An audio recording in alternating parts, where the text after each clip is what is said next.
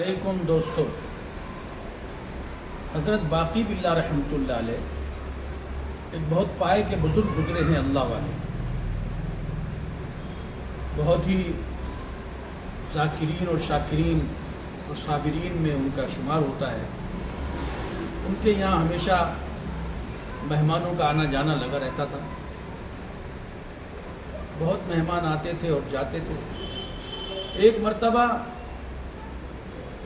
رات دیر ہو گئی اور کافی مہمان ان کے یہاں آ گئے، بڑی تعداد تھی مہمانوں کی،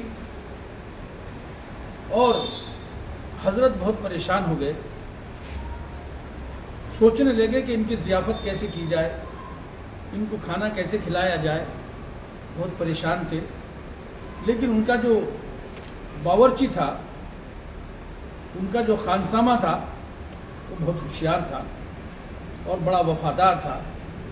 اس نے حضرت کے چہرے پر اس پریشانی کو محسوس کر لیا اور خاموشی باہر گیا، اور باہر جانے کے بعد کھانے کا انتظام کیا، اور تقریباً 200 آدمی تھے، ان کے کھانے کا انتظام کر کے لے آئے اور سب کو کھانا کھلا دیا۔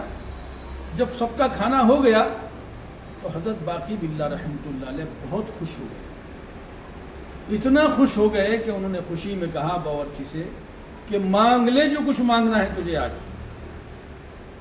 اس نے کہا حضرت میں کیا مانگوں، مجھے کسی چیز کی حاجت اور ضرورت نہیں ہے۔ لیکن حضرت نے کہا کہ مانگ لے جو کچھ مانگنا ہے۔ تو اس نے کہا اگر آپ مجھے دینا ہی چاہتے ہیں تو مجھے آپ کے جیسا بنا دیجئے، مجھے اور کسی چیز کی حاجت اور ضرورت نہیں ہے۔ حضرت باقی باللہ رحمۃ اللہ علیہ نے کہا کہ اس کو چھوڑ کر کچھ اور مانگ لیجئے،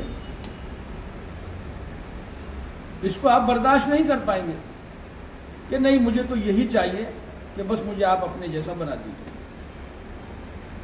لکھا ہے کہ حضرت باقی باللہ رحمۃ اللہ علیہ باورچی کو اپنے خاص کمرے میں لے گئے اور خاص کمرے میں لے جا کر اس کو دبا دیا، معانقہ کیا اور دبا دیا، اور پھر جب دروازہ کھولا اور باہر تشریف لائے تو حضرت باقی باللہ رحمۃ اللہ علیہ ہوش میں تھے۔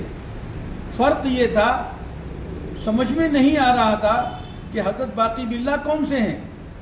دونوں کی شکل و شباہت، دونوں کا سب کچھ ایک جیسا تھا۔ فرق یہ تھا کہ حضرت باقی باللہ رحمۃ اللہ علیہ ہوش میں تھے اور باورچی جو ہے بے ہوش تھے، مدہوش تھے، اور وہ اس کو برداشت نہ کر سکے اور اس چیز کی تاب نہ لا سکے اور ان کا انتقال ہو گیا۔ اس لیے اس واقعے سے جو سبق ملتا ہے وہ یہ ہے کہ آدمی کو اپنی حیثیت سے زیادہ نہیں مانگنا چاہیے، جتنی اپنی برداشت اور اپنی قوت ہے، اپنی طاقت ہے، اسی مطابق مانگنا چاہیے۔ اللہ رب العزت بھی بندے کو مصلحت کے اعتبار سے دیتے ہیں۔ بندہ بہت کچھ مانگنا چاہتا ہے لیکن اللہ وہی دیتے ہیں جو بندہ برداشت کر سکتا ہو۔ دوستو، اس سے یہ سبق ملتا ہے کہ ہم اور آپ اللہ سے اور دوسرے ذرائع سے جو بھی ہم مانگتے ہیں اسی اعتبار سے مانگیں کہ جس کو ہم برداشت کر سکتے ہوں۔ السلام علیکم ورحمۃ اللہ وبرکاتہ۔